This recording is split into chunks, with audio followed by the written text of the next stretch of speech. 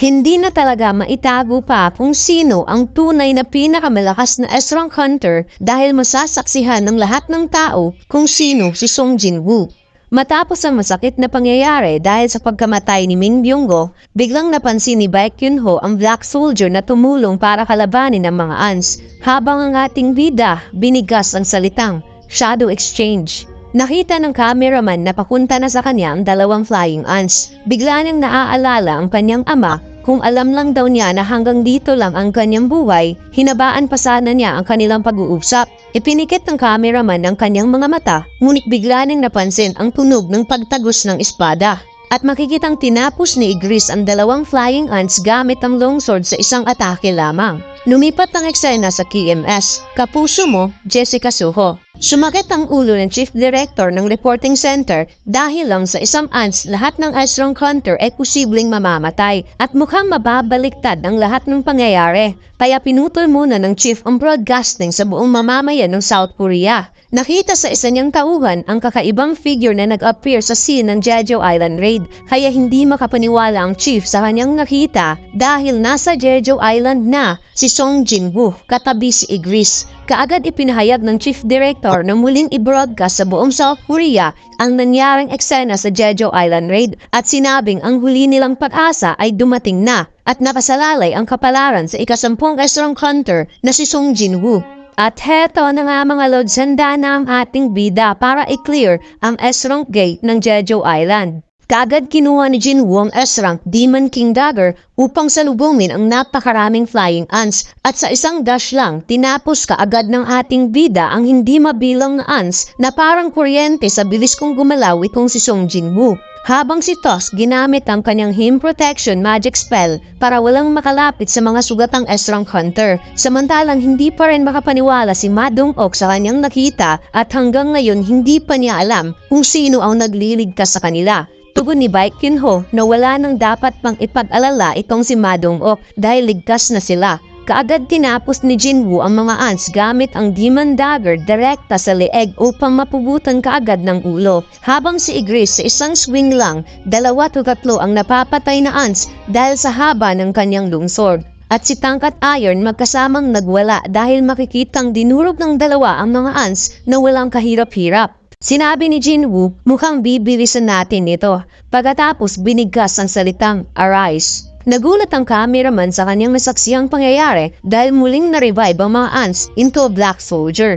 Hindi daw niya alam kung ano talaga ang tunay na nangyari, subalit nakikita niyang kinakain ng mamasyado ants ang mga kauri nila. Nagpunta si Jin-woo sa kinaroroonan ng mga S-rank hunter at kaagad niyang pinainom ng healing potions. Gulat na gulat si Lim Tae-gyo sa biglaang paggaan ng kanyang pakiramdam at hindi naman makapaniwala si Baek Kyun-ho at Choi Jong-in na nagawa silang mapagaling ni Song Jin-woo. Habang si Cha Hae-in hindi pa rin bumabalik ang kanyang consciousness dahil nasa critical state ito at hindi ito kayang pagalingin ng simpleng potions lamang. Na pagkatapos niya ma-clear ang buong kuweba, umalis na sila kaagad bago pa pumasok muli ang iba pang mga ants. Biglang napansin ni Jin-woo ang kakaibang napakalakas na magical power at nanggaling pala ito sa Ant King at sinabing wala daw sa labas ang tunay na king at hindi tunay na king ang nakalaban niya kanina. Nagulat si Baek Kyun-ho sa pagbalik ng Ant King dahil posibleng patay na si Ryuji Goto. Sinabi ni Jin-woo na si Ma Dong-ok muna ang bahala kay Cha Hae-in, kaya napasigaw si Ma Dong-ok sa pangalan ni Jin-woo sa magiging plano ng ating bida. Wika ng Ant King kay Jin-woo, "Are you the king of humans?" Sagot ng ating bida, mayroon palang insektong nagsasalita.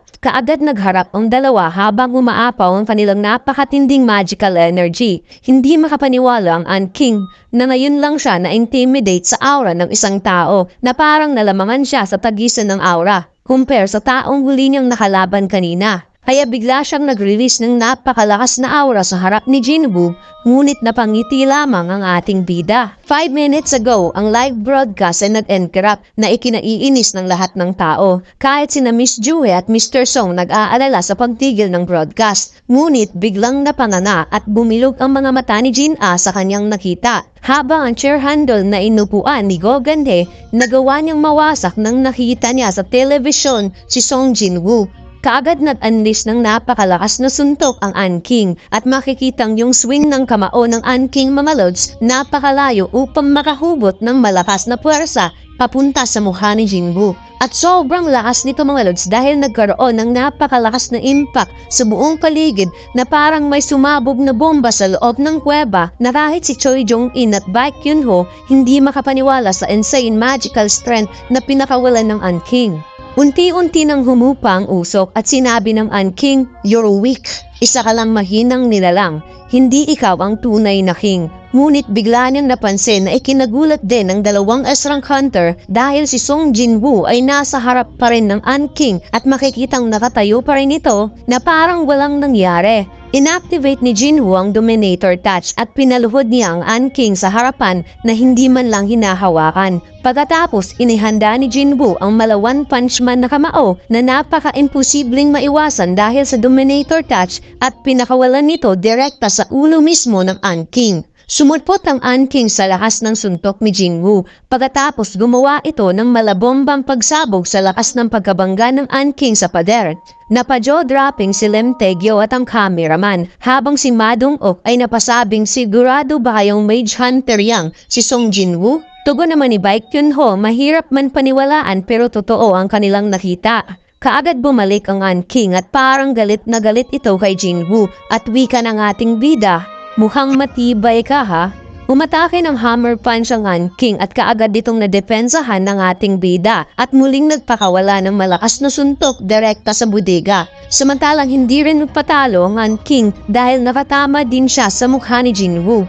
Nagpalitan ng suntok ang dalawa habang ramdam ng cameraman ang pressure ng magical energy sa bawat suntok ng dalawa at napasabing kahit isa siyang A-rank hunter, parang unti-unti daw siyang mawawalan ng malay habang tumatama sa kanya ang impact ng kanilang magical energy. Na-realize ng An-King na parang matatalo siya sa tagisan ng lahas dahil unti-unting nagka-crack ang kanyang exoskeleton defense sa lakas ng magical strength ng isang tao at napatanong ito kung sino nga ba talaga ang taong ito. Nagbanggaan ng kanilang huling suntok kaya napaatras ang dalawa at napansin ng An-King na nagkaroon ng crack ang kanyang shell at hindi siya makapaniwala na mayroong nakagawa sa kanya ng ganito. Subalit hindi niya napansin na nasa harap na pala niya si Song Jinwoo at nagpakawala ng malakas na suntok. Ngunit nagpalabas ng sharp weapon ang An-King galing sa kanyang bumanga na parang nagmimistulan niyang dila at mabilis niya itong ginamit para atakihin si Jinwoo. Natamaan ang mukha ng ating bida kaya napatras ito ng kaunti at napansin niyang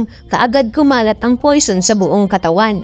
Sinabi ng An-King ang skills na ito ay ang Poison Paralyze, isa sa pinaka-deadly poison sa buong kagubatan. Kinukonsume daw nito ang mana ng biktima kung kaya ito ang dahilan kung bakit mas nagiging deadly ang skills na ito. Dagdag pa niya na kaawa-awa daw ang sasapitin ng ating bida dahil dito na magtatapos ang buhay nito at kaagad umatake towards Song Jinwoo.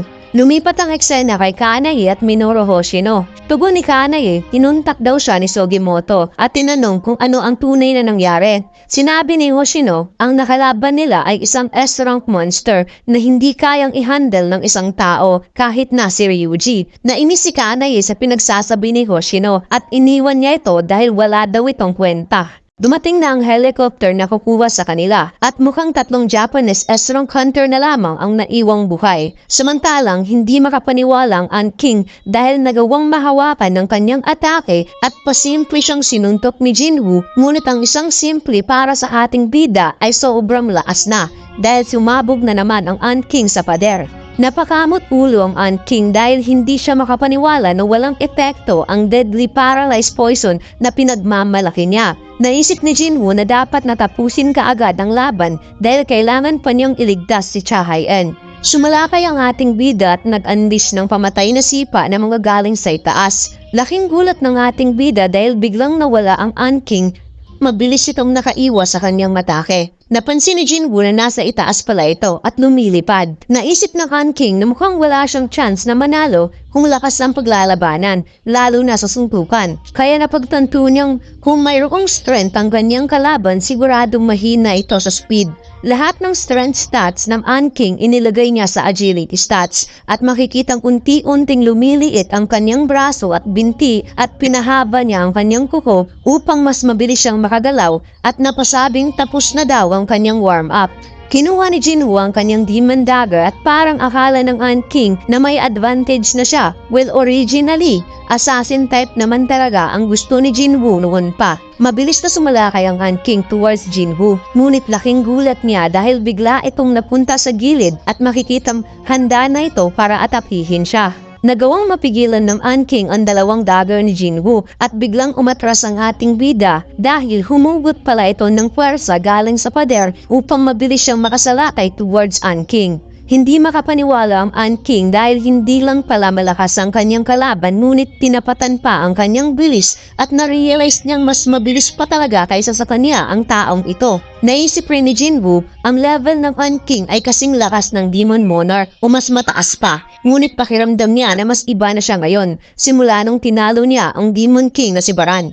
Habang naglalaban ng dalawa, unti-unti nang tuluyang nawawasak ang exoskeleton ng Han King at makikitang hindi na natapatan ng Han King ang bilis ni Jinwoo dahil punong-puno ito ng tama sa iba't ibang parte ng katawan. Tuluyan na nagkadurog-durog ang katawan ng Han King at kaagad ginamit ni Jinwoo ang critical hit skills upang kaagad matapos ang laban. Napansin ni Jinwoo ang kanyang critical hit naging max level at nag-upgrade into critical chain skills. Sinubukan tumakas ng Han King at wika ng ating bida, saan ka pupunta? Mabilis niya itong nasundan at nag-unleash ng critical chain skills at napansin niyang sobra itong nasaktan sa bagong upgrade skills. Kaya ginamit niya ito ng ilang ulit at makikitang nagpakawala si Jinwoo ng napakaraming slashes na hindi kayang iwasan ng Han King. Nagawang maputol ni Jinwoo ang braso ng Han King kaya umatras muna siya upang makita ang magiging reaksyon nito sa kanya. Sinabi ng Han King hindi siya papayag na malamangan siya ng isang tao lamang kaya sumigaw ito at tinawag ang napakaraming ant soldier at inutusan niyang atakihin ang ating bida at napasabing, "How's that, human?"